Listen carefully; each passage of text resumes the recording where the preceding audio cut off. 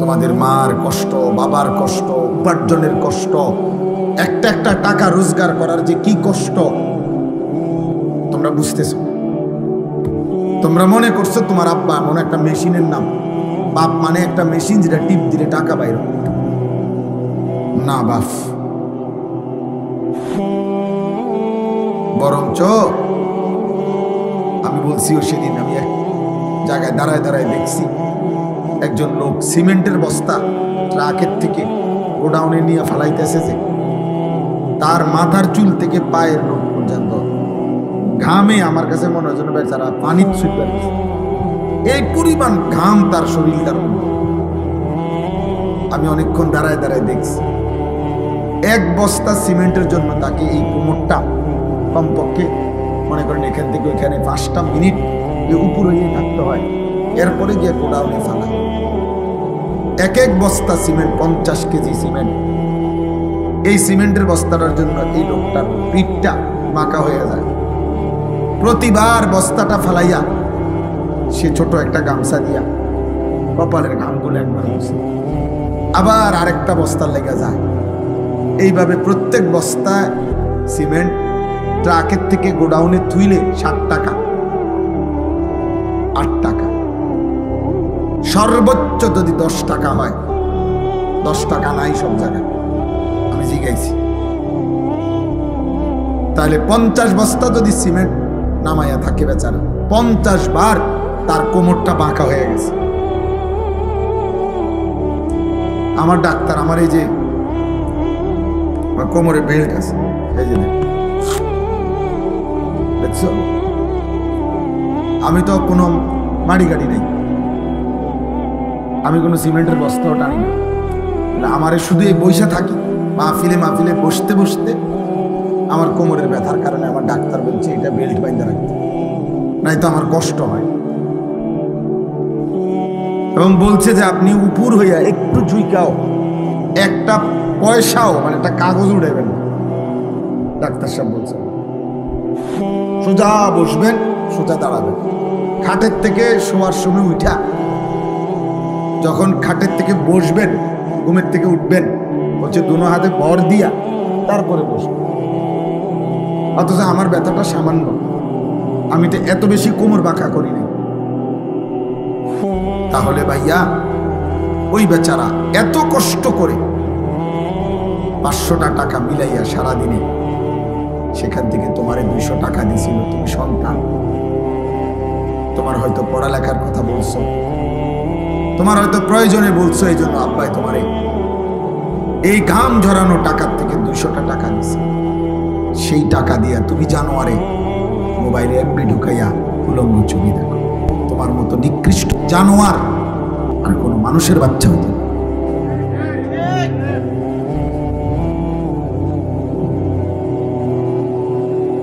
এত বড় নিকৃষ্ট হাইওয়ান পশু, এত বড় চতুষ্পদ জন্তু কোনো মানুষের বাচ্চা হতো না। করলিটা কি বেটা? তোর বাবার কি পরিমাণ ঘাম ঝরছে। এক বাটি ভাত যদি তার মায় বলে যে দিয়ায় তোর আব্বারে দোকানে যেতে পারত, এদের শয়তান বন্ধু নামের শয়তান, এই শয়তানরা দাঁড়ায় রয়েছে রাস্তা, এই শয়তানদের সাথে সে মোবাইল টিপতে যাবে, উলঙ্গ ছবি দেখতে যাবে। এই জন্য শয়তান বন্ধু নামের শয়তানদের লোকে আড্ডা দেওয়ার জন্য বাপের বাড়িটা শুধু মায়ের বাইরে দিছে, বাদ দোহানে কিন্তু দিয়ে যাবে হতে পারত, লইয়া ছুটছে ধমকের লগে। পরের বেলা মার ভয়ে আতঙ্কে, সন্তানের ভয়ে মার আর কোনোদিন বলে না, বাপে সন্তানের ভয়ে আর কোনোদিন বলে না। হয়তো দুপুর 2টার খানা বাপ মাগরিবের আগে হয়তো খায়, তবুও সন্তানকে বলে না যে তে যে পরিমাণ অসিব্য, তে যেভাবে গারফাক দেয়, থাক তারে কই।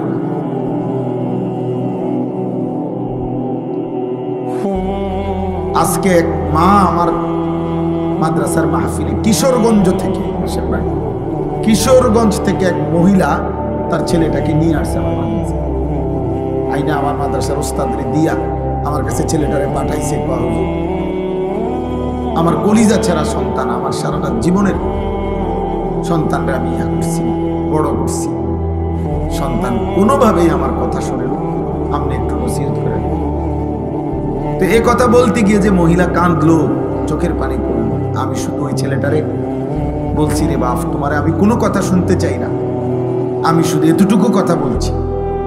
আমি বলছি ওই ছেলেরা, আমি বলছি, বাপ তোরে আমি বললাম আমার নাম মনে রাখিস, যে মায়ের চোখের পানি ফেললে এতগুলো, যদি আল্লাহর কসম যদি ফিরে না আসো, মার কথা মতো আল্লাহর নাফরমানি যদি না ছাড়ো, আমি বললাম তুই পথে পথে ভিক্ষা করবি।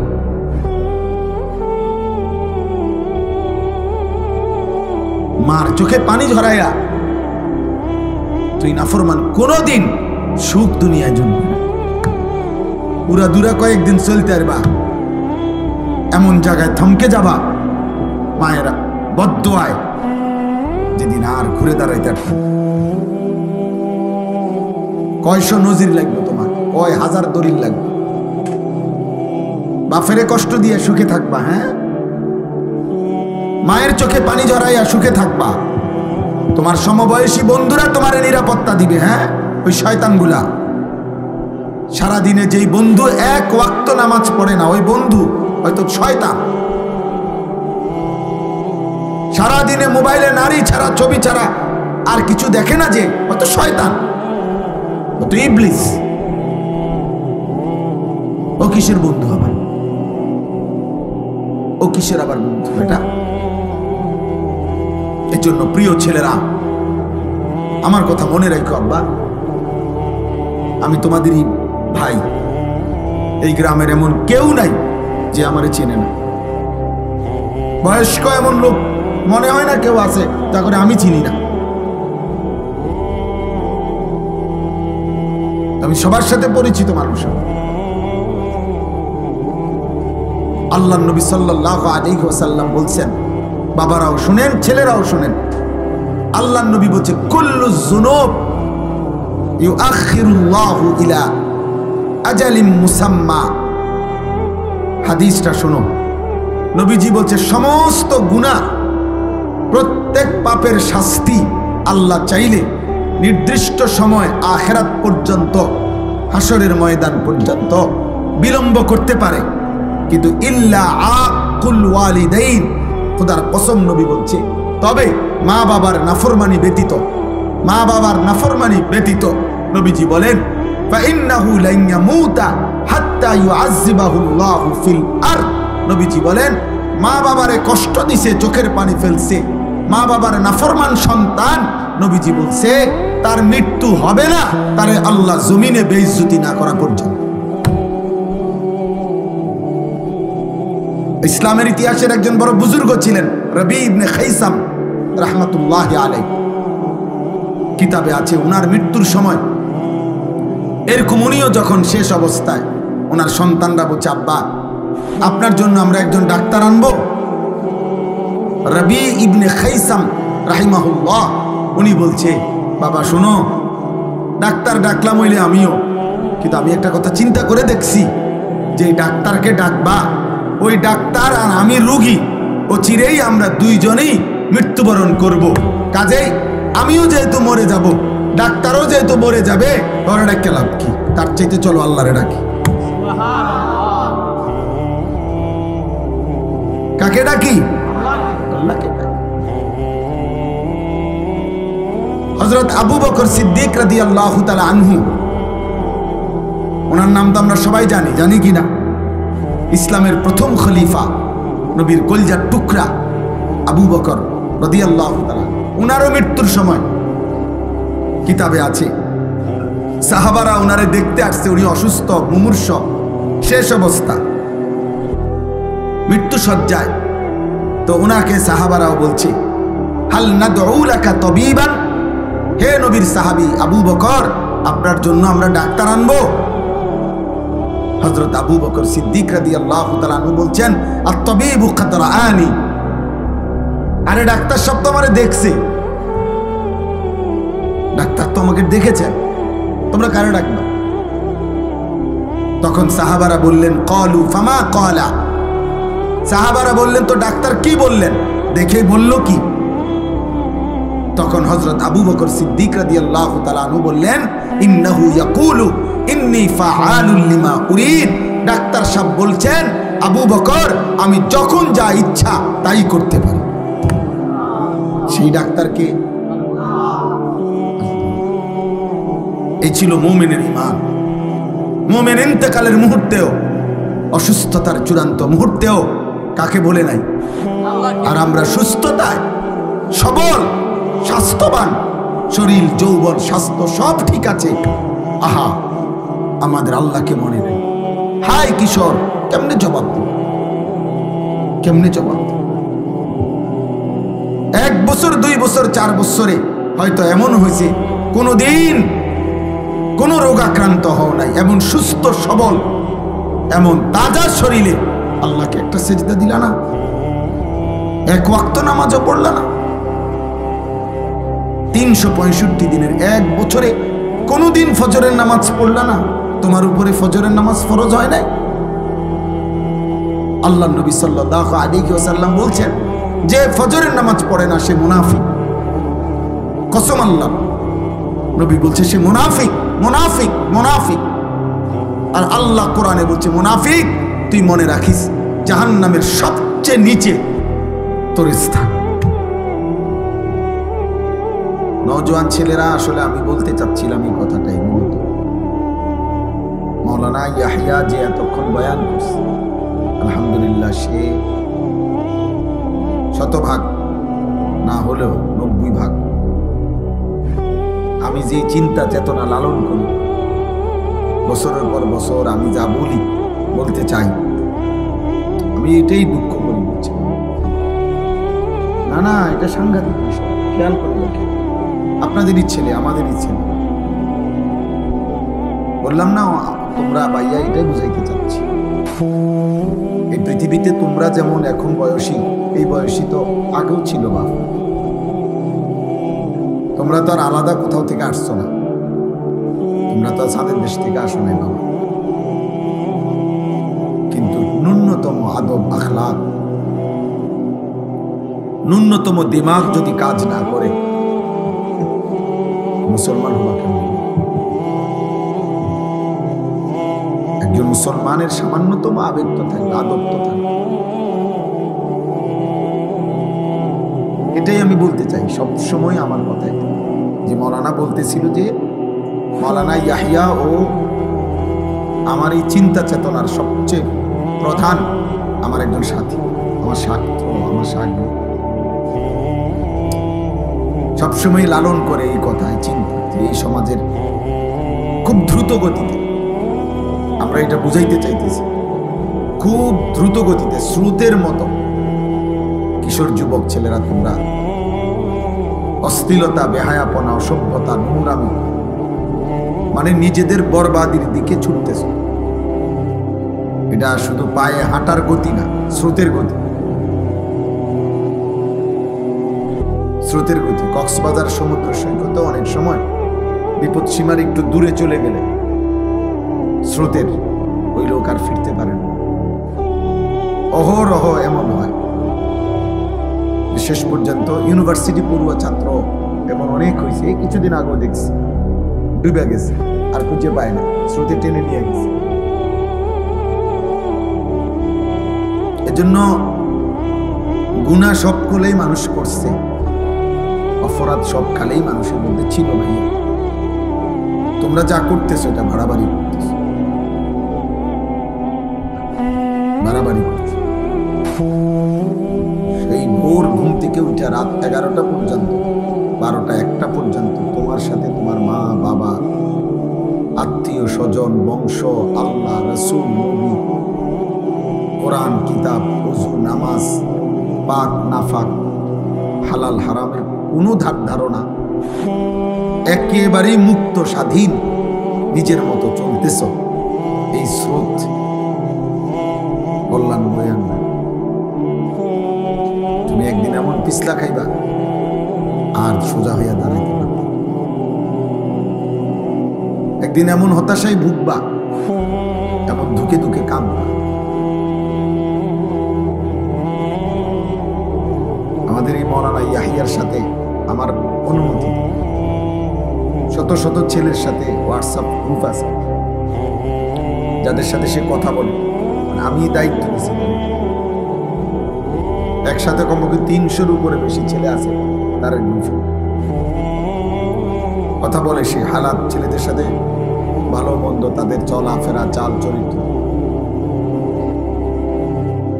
তো তোমারে যদি শুনাই যে ক্লাস 9-এর ছাত্র কি কয়, পাগল হয়ে যায়। কি বল? গুনাহ, অসভ্যতা, জিনা, ব্যভিচার, নোংরামি।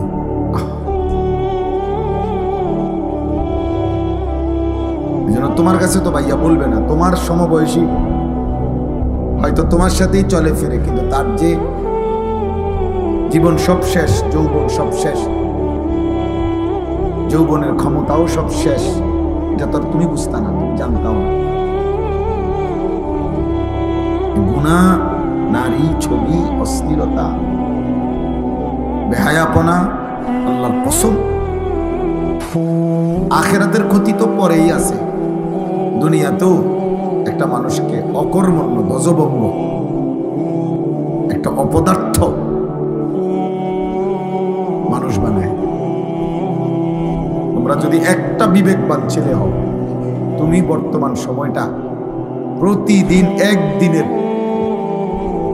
কমপক্ষে 10টা চ্যানেলের খবরের দিকে দেখো, খবরে কি কয় দেখবা। চারিদিকে পারিবারিক অশান্তি, পরকিয়া, পুরুষ অন্য মহিলার লগে, মহিলা অন্য পুরুষের লগে, ছেলে মেয়ের, মানে অর্থাৎ সর্বত্র মানুষের জীবনটা দুর্বিষহ।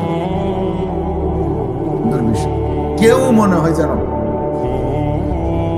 তৃপ্তি পাচ্ছে না, অতৃপ্ত।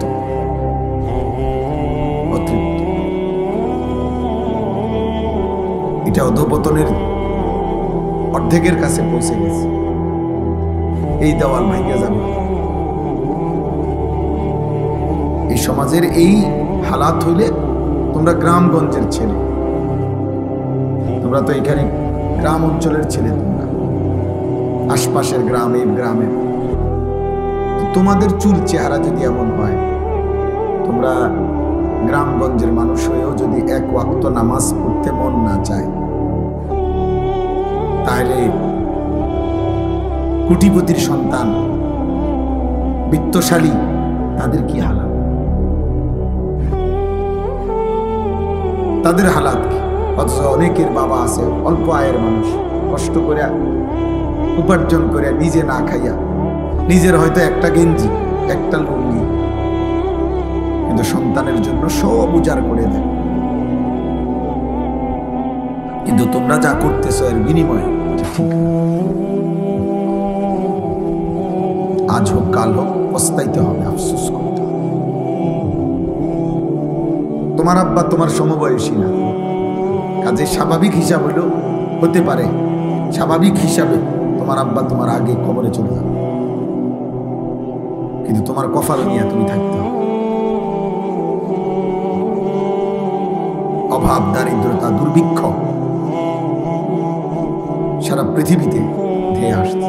গতকালকেও আমি শুক্রবার, গতকালকে আমেরিকার একজন, আমেরিকায় প্রবাসী, আমাদের গুরুত্বপূর্ণ শিক্ষিত একজন ব্যক্তি, ওনার সাথে কথা বলছি। এই মুহূর্তে এক ভরি স্বর্ণের দাম 2,09,000 টাকা। ব্যাপারটা কি? হ্যাঁ, ব্যাপারটা কি? আশ্চর্য রকম, মানে এক ভরি স্বর্ণের দাম 2,09,000 টাকা।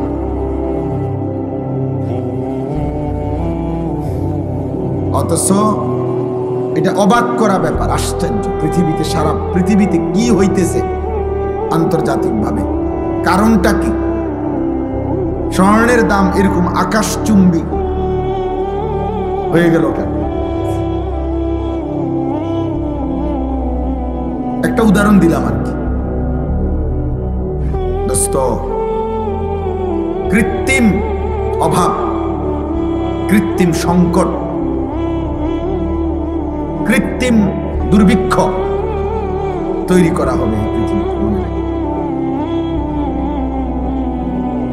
হ্যাঁ, উনি আরো অনেক তথ্য দিছে যেগুলা এমনি স্বাভাবিক সবার সামনে বলার মতো। হ্যাঁ, এই জন্য বললাম, ধরে নাও পকেটে টাকা আছে কিন্তু মার্কেটে পণ্য নাই। ধরে নাও মার্কেটে পণ্য আছে, পকেটে টাকা নাই, তখন কি করবো আমরা? বলে একজন উচ্চ পদস্থ ব্যক্তি, আমার মুসলমান, উনি আমার শুনেছি, আপনি এখন কথা বলেন, ওনার একজন লোক বাংলাদেশের কুমিল্লা ছাতিপট্টির বড় জুয়েলার্সের মালিক, স্বর্ণ ব্যবসা, উনি বলতেছে খুচরা কাস্টমার নাই বললেই চল, কে কিনবে 2,09,000 খুচরা কাস্টমার নাই,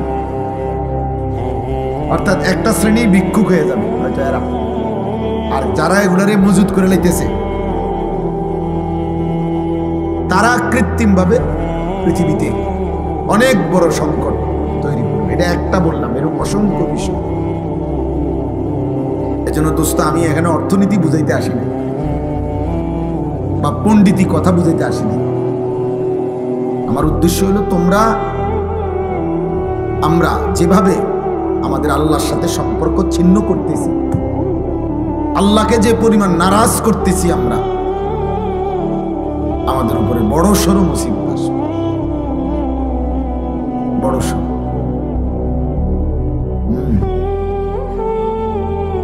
যেদিন একটা রুটির জন্য মাইলের পর মাইল হাঁটতে হবে, সেদিন আর চুলের ফ্যাশন থাকবে।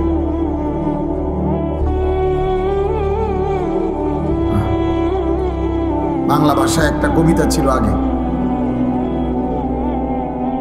অনেক আগে, দুর্ভিক্ষের সময়, যে ভাত দে নয়তো মানচিত্র গিলে খাবো। অভাবের তাড়নায় কবি বলছিল যে ভাত দে নয়তো কি মানচিত্র, মানে পুরা দেশ গিলে খাবো। এটা, এই ছবিটা তো আছে এখনো, আমরা তো ছোটবেলায় পড়ছি। 1974 সালের দুর্ভিক্ষে কুকুরে এবং মানুষে একই ডাস্টবিন থেকে পচা লাশ আর পচা খাবার তুলে খাইছে। শিল্পাচার্য জয়নুল আবেদিনের মনে আছে এই ছবি? আমরা ছোটবেলায় স্কুলে পড়ছি না, প্রাইমারি স্কুলে, আমিও তো পড়ছি। 74-এর মনন্তর, 74-এর দুর্ভিক্ষ, এই কয়দিন আগে। 74 সাল তো এই মুহূর্তে এখনো 50 বছর হয় বা একবার মুখোমুখি 51 বছর। এজন্য বাবা আমি বললাম, প্রিয় ভাই, এত অসভ্যতা, এত চরিত্রহীনতা একজন সুস্থ স্বাভাবিক মুসলমান করতে পারে। তোমাদের চেহারা দেখলেই বোঝা যায় বাপ, সারা দিনে মোবাইল ছাড়া, নারী ছাড়া, ছবি ছাড়া, উলঙ্গপনা ছাড়া আর যে কোনো কাজ নাই তোমাদের হাতে, এটা চেহারা দেখলেই বোঝা যায়।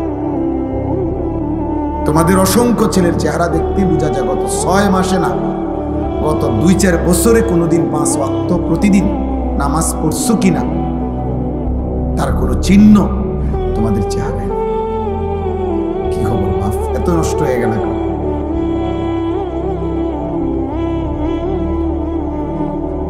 কে তোমাদেরকে বলে দিল যে আর কোনো বিপদ হবে না? এত নিরাপত্তা পেয়ে গেলা কেমন? তোমার আব্বা বিদেশ, এজন্য না?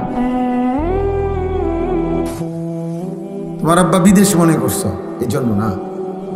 মানে বিদেশের উপরে কোনো মুসিবত আইবে না, কথা বলে না?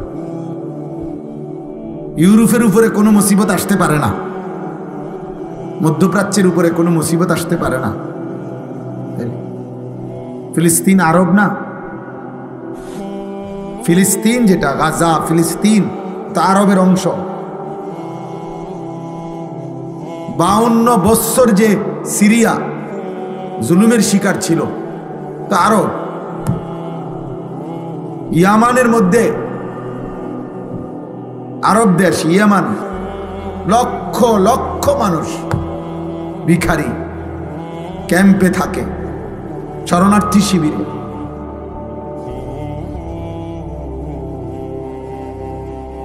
এজন্য প্রিয় ভাই, আমি আমার কথা শুরু করতে চাচ্ছি, কিন্তু আমি দেখলাম তোমাকে চেহারা দেখে, মোবাইলের স্টাইল দেখে বুঝছি তোমরা মানে খুব রঙের সাগরে ভাসতেছ। তোমাদের যে কোনো দিমাগ আছে বোঝা যায় না।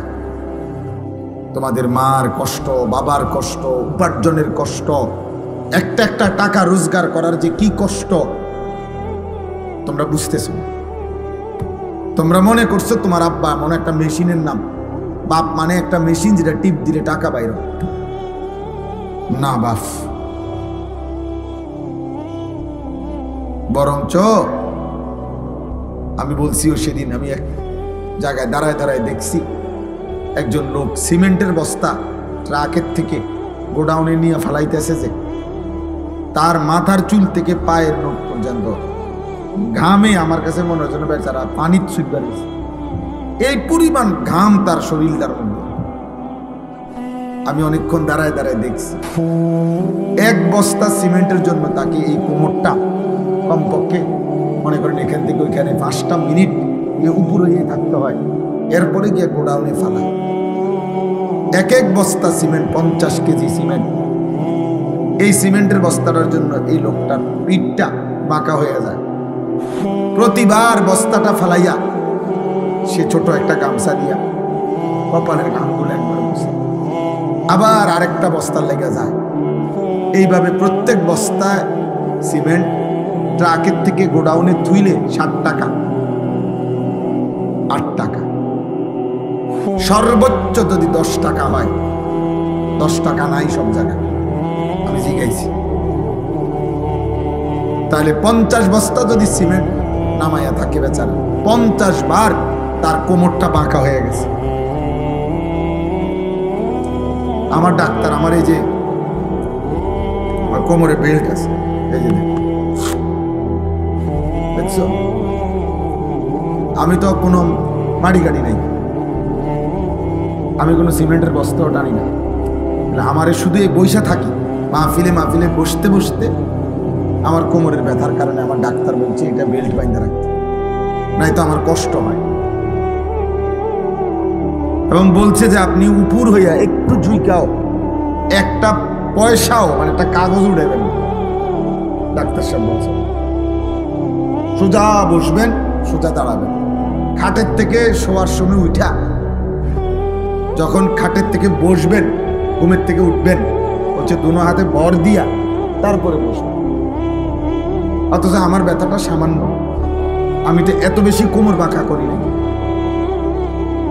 তাহলে ভাইয়া ওই বেচারা এত কষ্ট করে 500টা টাকা মিলাইয়া সারাদিনে, সেখান থেকে তোমারে 200 টাকা দিছিল, তুমি সন্তান, তোমার হয়তো পড়ালেখার কথা বলছো, তোমার হয়তো প্রয়োজনে বলছো, এই জন্য আব্বাই তোমারে এই ঘাম ঝরানো টাকার থেকে 200টা টাকা দিছে।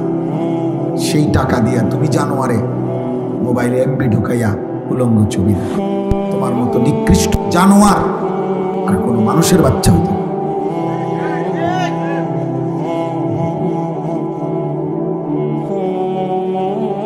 এত বড় নিকৃষ্ট হাইওয়ান পশু, এত বড় চতুষ্পদ জন্তু কোনো মানুষের বাচ্চা হতে পারে? করলিটা কি বেটা? তোর বাবার কি পরিমাণ ঘাম ঝরছে।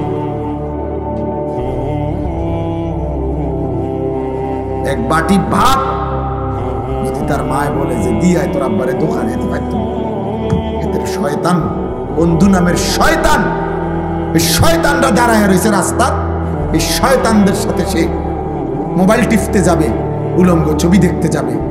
এই জন্য শয়তান বন্ধু নামের শয়তানদের লোকে আড্ডা দেওয়ার জন্য বাপের বাড়িটা শুধু মায়ের বাইরে দিছে, বাদ দোহানে কিন্তু দিয়ে যাবে হতে পারত। লইয়া ছুটছে ধমকের লগে, পরের বেলা মা আর ভয়ে, আতঙ্কে, সন্তানের ভয়ে মা আর কোনোদিন বলে না, বাপে সন্তানের ভয়ে আর কোনোদিন বলে না। হয়তো দুপুর 2টার খানা বাপ মাগরিবের আগে হয়তো খায়, তবুও সন্তানকে বলে না যে তে যে পরিমাণ অসিব্য, তে যেভাবে গারফাক দেয়, থাক তারে কইও না।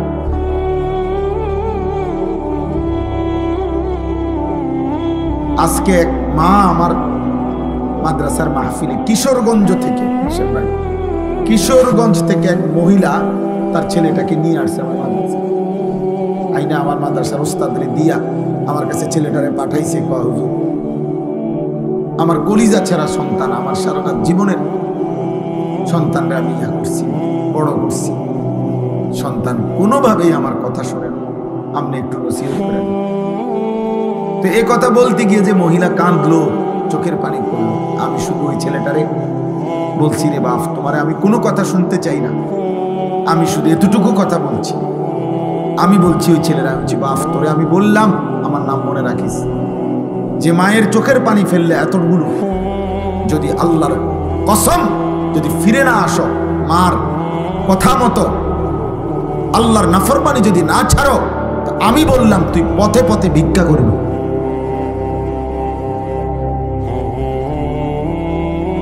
মার চোখে পানি ঝরাইয়া তুই নাফরমান, কোনদিন সুখ দুনিয়ায় জমবে না।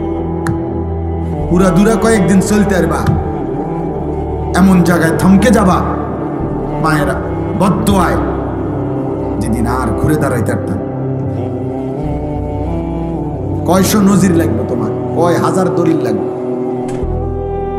বাপেরে কষ্ট দিয়ে সুখে থাকবা, হ্যাঁ, মায়ের চোখে পানি ঝরাইয়া সুখে থাকবা। তোমার সমবয়সী বন্ধুরা তোমার নিরাপত্তা দিবে, হ্যাঁ, ওই শয়তানগুলা। সারাদিনে যেই বন্ধু এক ওয়াক্ত নামাজ পড়ে না, ওই বন্ধু হয়তো শয়তান। সারাদিনে মোবাইলে নারী ছাড়া, ছবি ছাড়া আর কিছু দেখে না, যে হয়তো শয়তান, হয়তো ইবলিস। ও কিসের বন্ধু আমার, ও কিসের আবার বন্ধু এটা? এর জন্য প্রিয় ছেলেরা, আমার কথা মনে রাখো আব্বা, আমি তোমাদেরই ভাই। এই গ্রামের এমন কেউ নাই যে আমারে চেনে না। বয়স্ক এমন লোক মনে হয় না কেউ আছে যা করে আমি চিনি না। আমি সবার সাথে পরিচিত মানুষ। আল্লাহর নবী সাল্লাল্লাহু আলাইহি ওয়াসাল্লাম বলছেন, বাবারাও শুনেন, ছেলেরাও শুনেন, আল্লাহর নবী বলছে কুল্লু যুনুব ইউআখিরুল্লাহু ইলা আজালিম মুসাম্মা।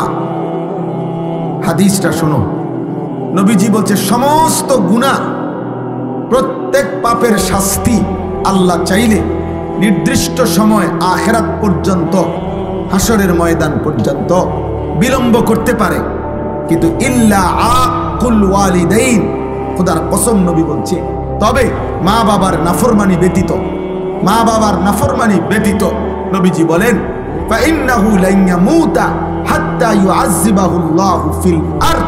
নবীজি বলেন মা বাবারে কষ্ট দিছে, চোখের পানি ফেলছে, মা বাবার নাফরমান সন্তান, নবীজি বলছে তার মৃত্যু হবে না তারে আল্লাহ জমিনে বেইজ্জতি না করা পর্যন্ত। তোকে আল্লাহ জমিনে বেইজ্জতি করবে।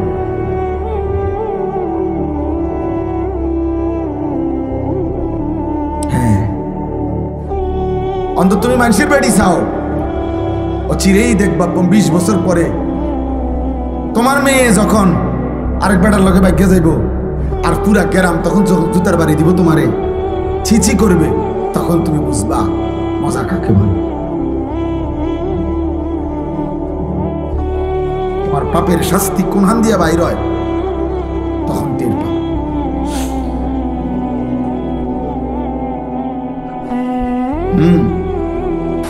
আমাদের এই মুরাদনগরের একজন বড় আলেম আমার একদিন বলছেন, মেয়ে আরেক ছেলের সাথে পলায়া গেছে, বিবাহ বন্ধনে হোক সম্পর্ক করে চলে গেছে। মা বাবা গিয়া থানার মধ্যে ওই ছেলে মেয়ের নামে মামলা করছে। মেয়ে চিঠি পাঠাইছে বাপের কাছে, আপন বাপের কাছে। চিঠির মধ্যে স্পষ্ট লিখছে, বাবা যে কাজটা তোমরা করেছিলে সেটা যদি অপরাধ না হয় আমার বেলায় থানায় মামলা করলে কেন? কসম খোদার। কি বুঝলেন? মানে তোমরা মা বাবাও তো কি করছিলা? এরকম হারাম প্রেম করেই বাইকে গিয়া বিয়ে করছো। এখন আমিও সেই কাজটা করাতে আমার বেলায় মামলা করলাম। ওই বাবা কি জবাব দিবে? হ্যাঁ বলো না বাবা, তোমরা একটা ছেলে বলো, কোনো জবাব হইতে পারে? এই বাবা এই সমাজে কি পরিমাণ বেইজ্জতির শিকার হবে। এই বেচারার সারা জীবনের অর্জন কি হবে তখন? এই জন্য বললাম আমি, মৃত্যু আমাদেরকে বরণ করতেই হবে, আমাদেরকে কিন্তু চলে যেতে হবে। আমরা স্বীকার করি বা না, বুঝে কিংবা না বুঝি আমরা মরে যাব বাপ। কিশোর ভাই, যুবক ভাই, নওজওয়ান, বয়স্ক বাবা, পর্দার আড়ালের মা বোন, আমাদেরকে চলে যেতে হবে, চলে যেতে হবে।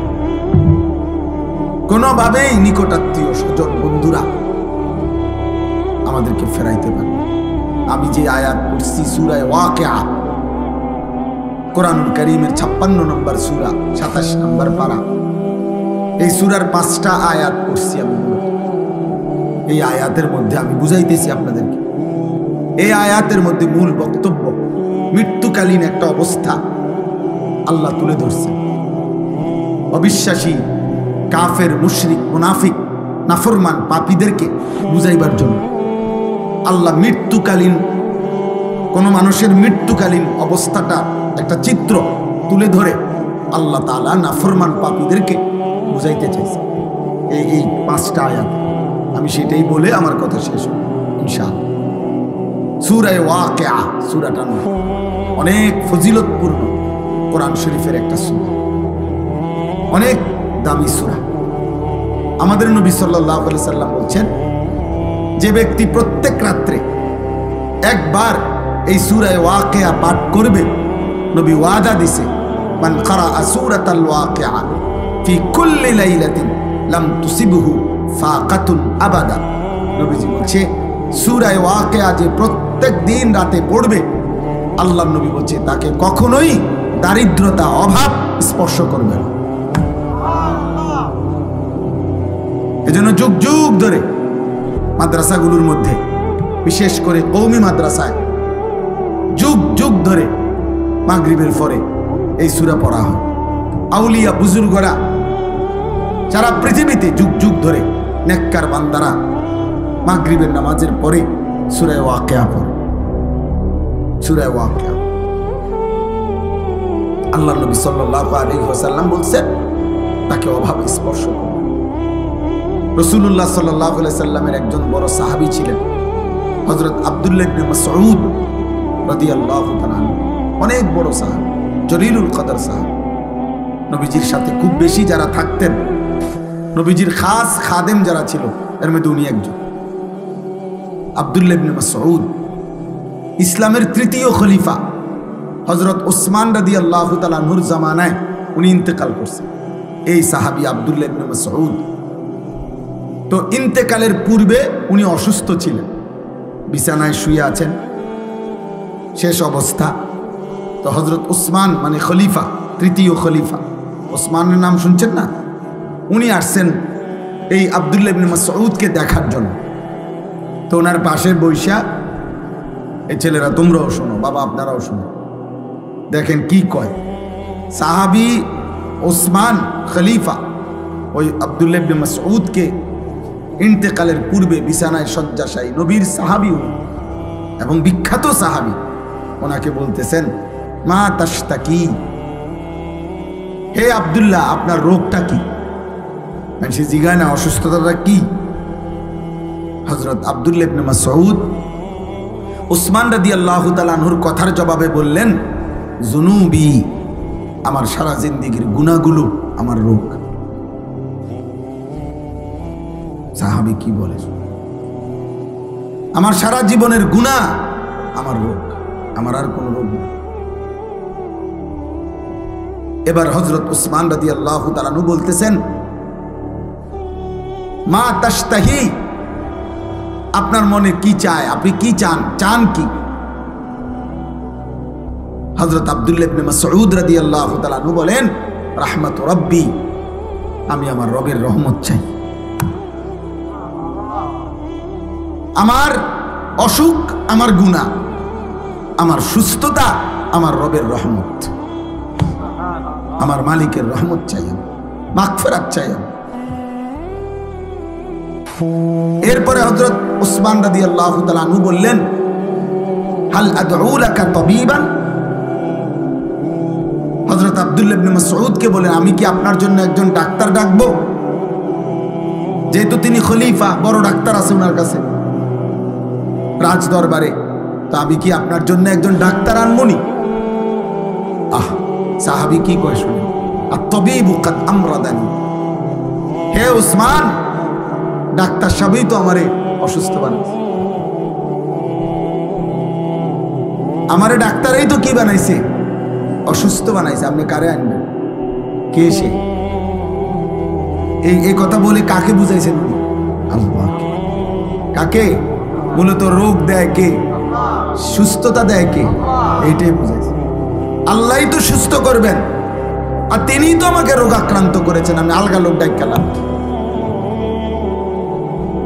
আলগা লোক ডাইকালাম।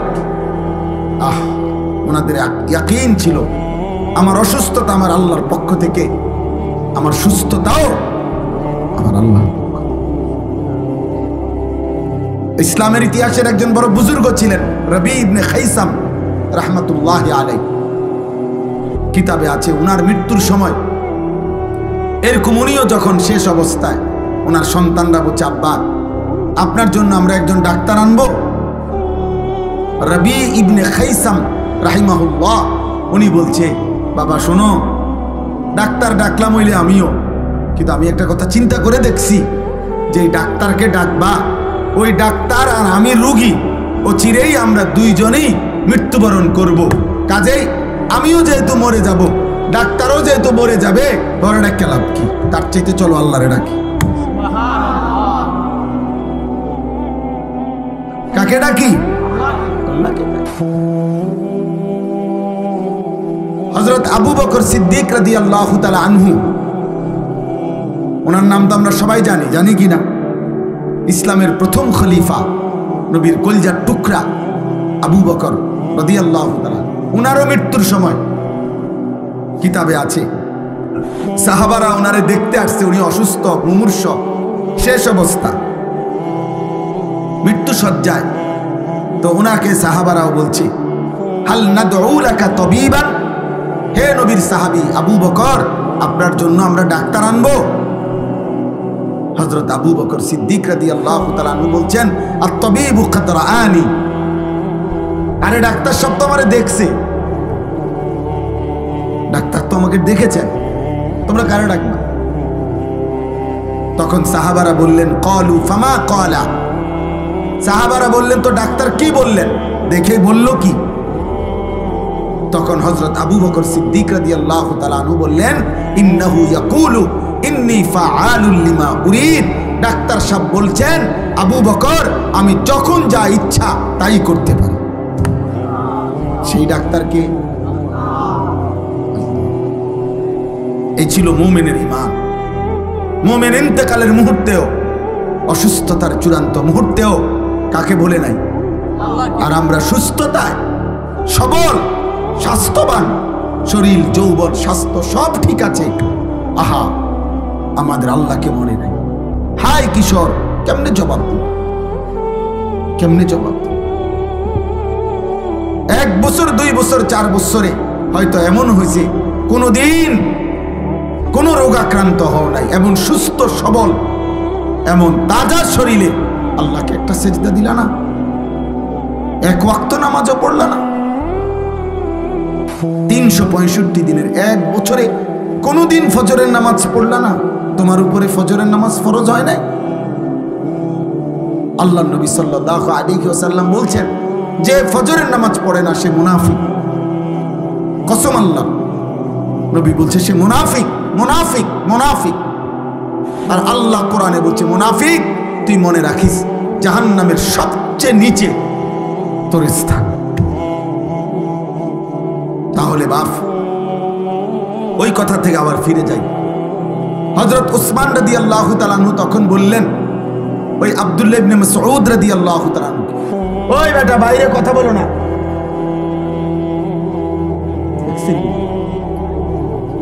হঠাৎ করে আবার কথা বলতেছে কেন? ভাইয়া কথা থাকলে রাস্তায় যাও, মেইন রোডে গিয়ে কথা বলো না। কথা থাকবে, অনেকের তো থাকতেই পারে কথা। এটা অনেকের কষ্টকর যে মোবাইল বন্ধ করে তারপরে চুপচাপ এতক্ষণ ওয়াজ শোনা, এটা অনেকের জন্য কঠিন। এটা একটা কঠিন বিষয়। তো হযরত উসমান রাদিয়াল্লাহু তাআলা আনহু এবার আব্দুল্লাহ ইবনে মাসউদকে বললেন ওই মৃত্যু সজ্জায়, যে আমি আপনার জন্য একটা রাষ্ট্রীয় ভাতা পেনশনের মতো নির্ধারণ করে দিতে চাই, যাতে করে আপনার মৃত্যুর পরে আপনার সন্তানরা এটা দিয়া চলতে পারে পরিবার। হযরত আব্দুল্লাহ ইবনে মাসউদ বললেন, লা হাজাতা লি, আমার কোনো দরকার নেই, আমার এটার কোনো প্রয়োজন নাই। হযরত ওসমান বললেন, আরে আপনি তো মৃত্যুবরণ করবেন, শেষ অবস্থা আপনার বুঝতেছি আমরা, আপনার জন্য তো বলছি না, আপনার বিবি বাচ্চার জন্য বরাদ্দটা নিলে আপনার বিবি বাচ্চার উপকার হবে, এই জন্য আমি চাচ্ছি দিতে। উনি যেহেতু খলিফা, তখন এই কথাটা বলার জন্য হযরত আব্দুল্লাহ ইবনে মাসউদ বললেন, হে উসমান আমিরুল মুমিনিন, আমার নবী সাল্লাল্লাহু আলাইহি সাল্লাম হায়াতে থাকাকালীন আমারে এমন একটা আমল শিখায় দিয়ে গেছে, যেই আমল আমি আমার বিবি বাচ্চা নিয়ে নিয়মিত করি, আমার ওই আমলটাই, আমার নবীর ওই ভবিষ্যৎবাণীটাই আমার জন্য যথেষ্ট। হযরত ওসমান বললেন, সেটা কি? তখন তিনি এই হাদিসটা বলছে যে আল্লাহর নবী সাল্লাল্লাহু আলাইহি সাল্লাম আমাকে বলছেন যে যে ব্যক্তি প্রত্যেক রাতে একবার সূরা ওয়াকিয়া তেলাওয়াত করবে, অভাব এবং দারিদ্রতা তাকে কোনোদিন স্পর্শ করবে না। তা আমি তো নিজেও সূরা ওয়াকিয়া পড়ি, আমার বিবি বাচ্চারারও পড়াই, তাইলে আমার সংসারে অভাব আসবে না, সেটা আমার নবী বলে গেছে। তোমার সরকারি বরাদ্দ আমার লাগবে, তোমার রাষ্ট্রীয় বরাদ্দ আমার লাগবে। এই হলো মুমিনের ঈমান, মুমিনের ঈমান। নবী সাল্লাল্লাহু আলাইহি সাল্লাম বলছেন, লাউ তাওয়াক্কালতুম আলাল্লাহ হাক্কা তাওয়াক্কুলি লা রাযাকাকুম কামা ইয়ারযুকুত তাইর তাকদু খিমাসান ওয়া তারুহু বিতানা। নবীজি বলেন, আমার উম্মত, যদি তোমরা আল্লাহর উপরে পুরো ভরসা করতে, একটা পাখিকে আল্লাহ যেভাবে খাওয়ায়, চড়ুই পাখি, সামান্য পাখিকে আল্লাহ তোমাদেরকে ওইভাবে রিজিক দিতেন।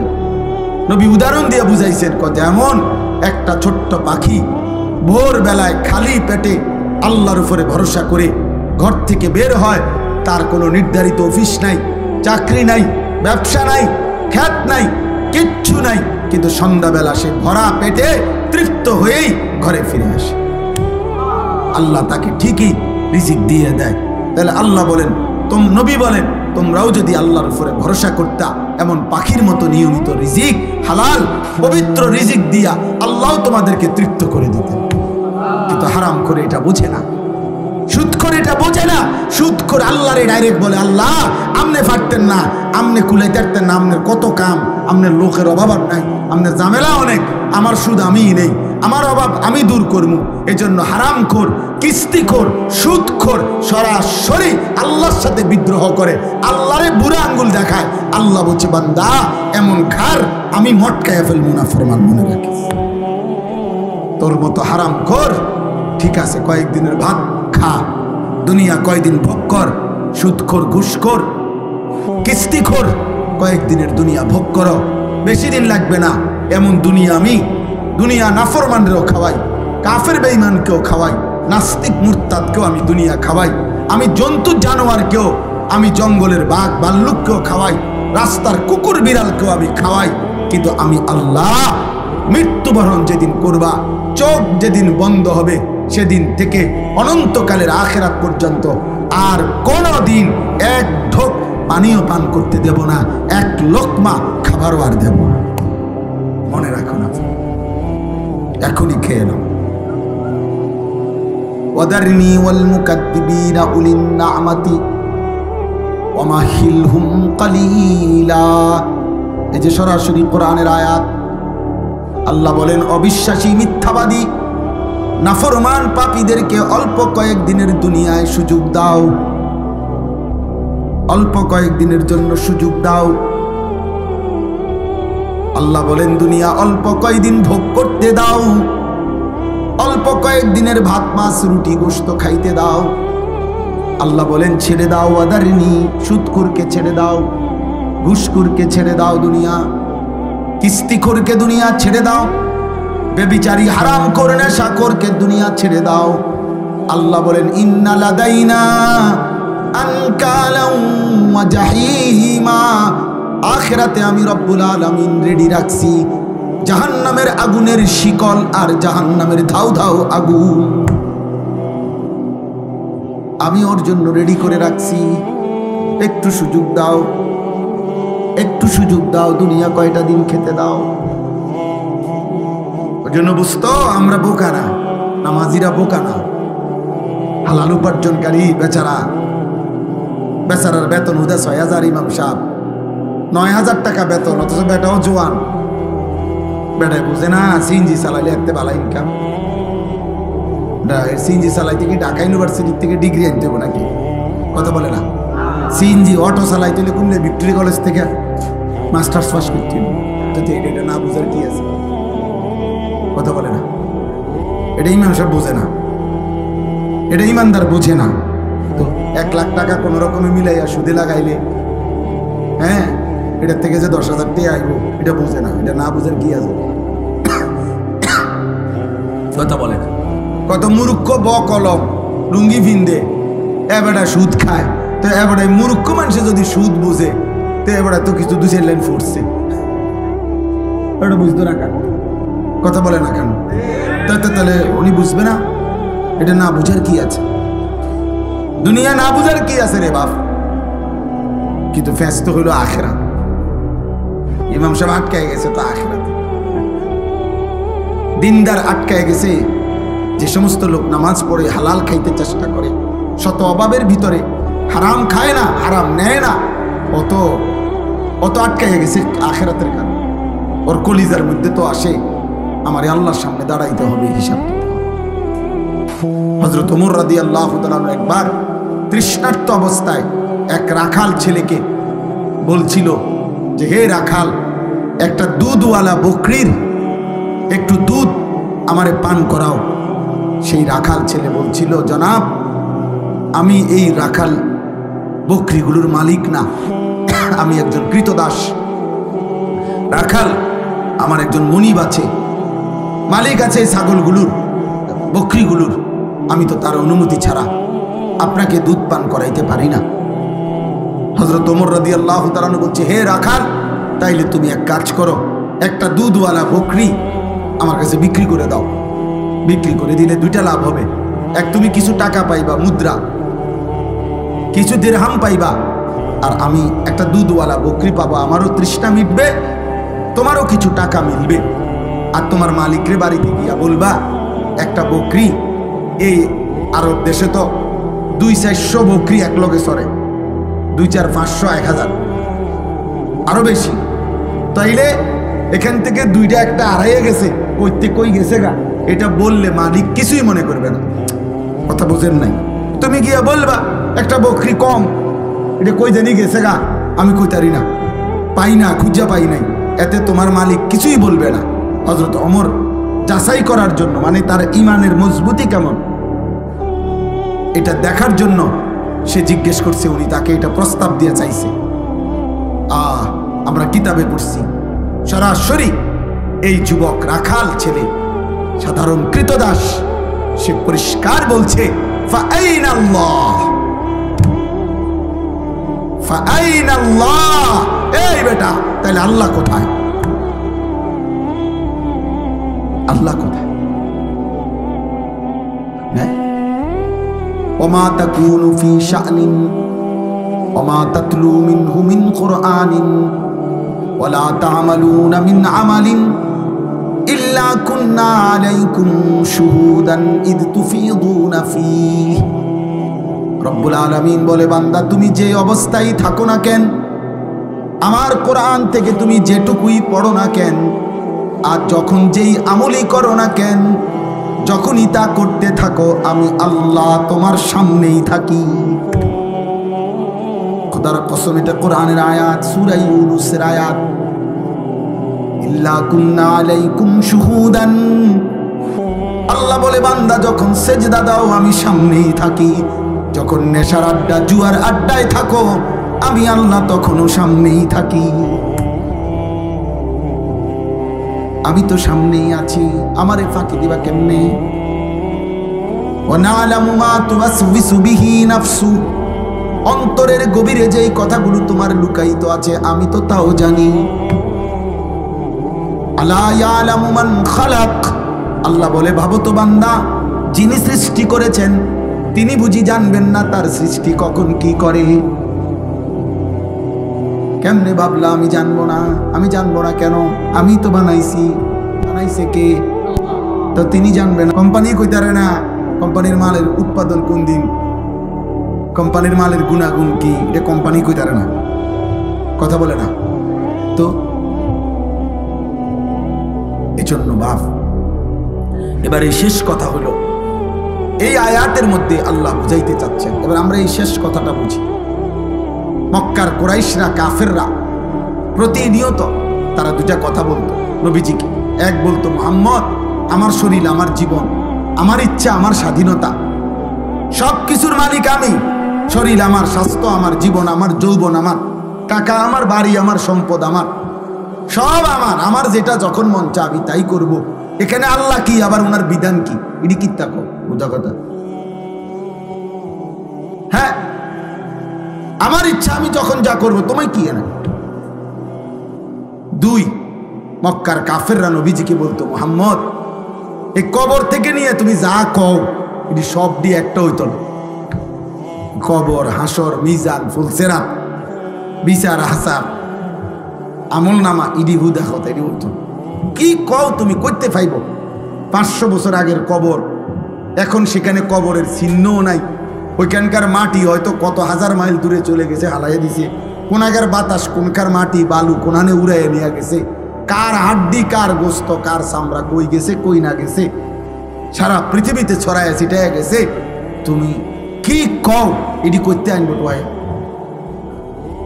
কিভাবে আনবে আল্লাহ? কিভাবে সম্ভব? নাউজুবিল্লাহ। তারা এই কথাগুলো বারবার নবীজিকে বলতো। তো এই আয়াতে এবার বলে, আল্লাহ বলে, এই শেষ কথাটা শোনেন, প্রত্যেক পাপী, নাফরমান, কাফের, মুশরিক, বেঈমান, পাপী মৃত্যুর মুখোমুখি যখন হয়, তখন মালাকুল মউত আজরাইল যখন তার জান কবজ করতে আসে, নিয়ম হলো, হাদিসে আছে, নবী বলছে, মালাকুল মউত আজরাইল তার কলজাটা থেকে তার রুহুটা একটা টান দিয়া ছিঁড়ে ফেলে। নাফরমানের এই যখন রুহুটা ছিঁড়ে ফেলে, তখন এই রুহুটা আইসা হুলকুম, হুলকুম মানে কণ্ঠনালী, এখানে আইসা আটকায় যায়, এখানে আটকায়। এবার আর রুহুটা ভিতরেও যায় না, বাহিরও হয়, এখানে আটকাইয়া এই নাফরমান পাপী মৃত্যুর মুখে এই সময় প্রচন্ড কষ্টে ছটফট করে। তো আল্লাহ তাআলা বলতেছেন, ফালাউলা ইজা বালাগাতিল হুলকুম, তোমাদের কোন মুমূর্ষ মরণোন্মুখ ব্যক্তির যখন কণ্ঠনালীতে আইসা রুহুটা আটকায়া যায়, পৌঁছে যায়, ওয়া আনতুম হিনা ইদিন তানদুরুন, তোমরা তো তখন চারদিকে সবাই তাকাইয়া দেখতেছো তোমাকে লোকটা মুমূর্ষ ছটফট করতেছে, তোমরা তো তখন সাইডেই থাকো। আল্লাহ বলতেছে তাদেরকে, ওয়া নাহনু আকরাবু ইলাইহি মিনকুম ওয়ালাকিন লা তুবসিরুন, আর আমি আল্লাহ যদিও তোমরা দেখো না, আমিও এখানেই আছি। কথা বলে না? তো আল্লাহ বলে, এখনই প্রমাণ হোক আমিও আছি, তোমরাও আছো। কথা বুঝেন না? তোমাকে লোকটাও আছে, তোমার আব্বাই তো বেটা, তোমার চাচাই তো, তোমার ভাই তো বেটা, তো এও শুয়ে রয়েছে, তার কণ্ঠনালীর কাছে রুহু চলে আসছে, সে ছটফট করতেছে। আমি আল্লাহ আছি, তোমরা নাফরমানরাও আছো, তার আত্মীয় স্বজন। আল্লাহ বলে, তো আমি আল্লাহ ফালাউলা ইন কুনতুম গায়রা মাদিনিন, যদি তোমরা বলে থাকো কবর হবে না, আখিরাত হবে না, আর কোথাও ফিরতে হবে না তোমাদেরকে, আমি আল্লাহ পাক পারবো না এগুলা, তাহলে তো নিশ্চয়ই আমি এই রুহুও তো সরাই থাকতাম না। কারণ আমি যদি ওইটি পারতাম না, তোর এইটা পারবো কেমনে? তো কাজে তার জিউনাহা ইন কুনতুম সাদিকিন, হে নাফরমান, তোমরা তোমাদের দাবিতে যদি সত্যবাদী হও, তো তোমাদের এই স্বজনের রুহুটা তার আপন জায়গায় ফিরায় দাও। দে তোর আব্বারে দে ফিরায়, তোর বাপেরে এখন আপন জায়গায় রুহু ফিরাই দে, তোর চাচার রুহু তার কলজাত আবার ফিরাই দে। সম্ভব? কথা বলে না সম্ভব? এই আল্লাহর কথা। তো যেহেতু এটা পারলা না, আমি আল্লাহ তো পারলাম, আমি তো রুহুটা বের করে নিলাম, তো আমি ওইটাও পারব।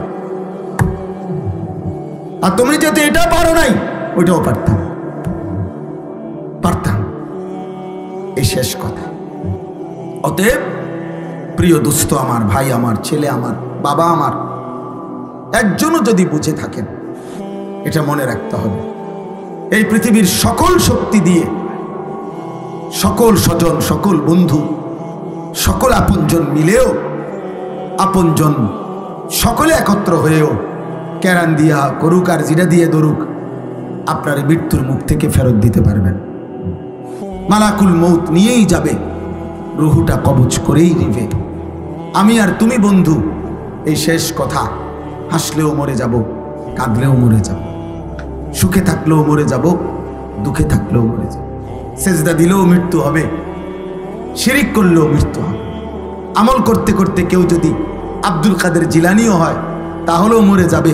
নাফরমানি করতে করতে কেউ যদি ফেরাউন নমরুদ হয়, তারও কি হবে? মৃত্যু। রাজপ্রাসাদেও থাকলে মৃত্যু হবে, জীর্ণ কুঠির কুড়ে ঘরে থাকলেও কি হবে? মৃত্যু।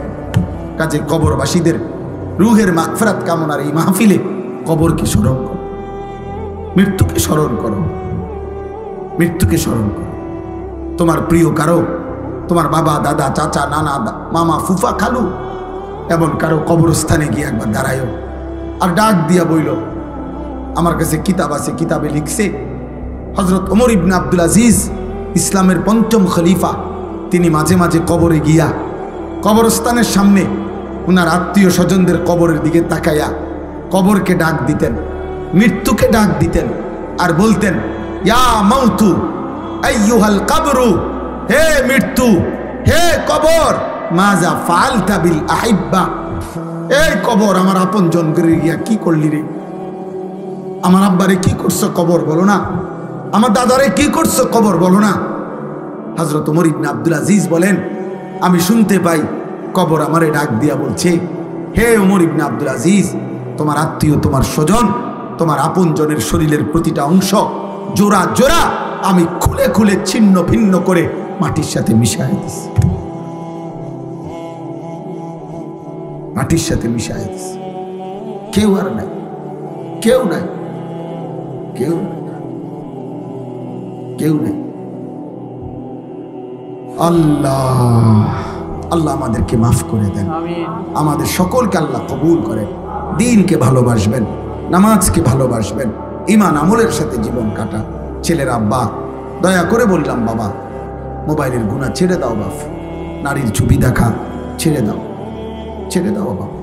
দ্বীনকে ভালোবাসো, ওযু সুন্দর করো, নামাজ সুন্দর করো, আখলাক সুন্দর করো। তুমি মুসলমান, তোমার বাবা মা মুসলমান, তুমি নষ্ট হবা কেন? তুমি চরিত্রহীন হবা কেন ভাইয়া? আল্লাহ আমাদের ছেলেদেরকে তৌফিক দেন। আপনাদের জন্য আমরা এই সব সময় আসি, আমি আপনাদেরকে মহব্বত করি, আপনারাও আমারে মহব্বত করেন। মহব্বতের এই সম্পর্ক যেন চালু থাকে, আল্লাহ যেন কবুল করে। যাদের ভালোবাসায়, যাদের সহযোগিতায় এই মাহফিল হয়েছে, আল্লাহ সকলকে উত্তম বিনিময় দান করেন। আপনারা সবাই জানেন, আমার একটা মিনিটে ছোট্ট একটা কথা আছে। আমার একটা মাদ্রাসা আপনারা আছে জানেন, কুমিল্লা ক্যান্টনমেন্ট, ময়নামতি সাহেবের বাজার, আলহামদুলিল্লাহ আমার ওই মাদ্রাসায় 500-র মতো ছাত্র আছে, 34 জন শিক্ষক কর্মচারী আছে।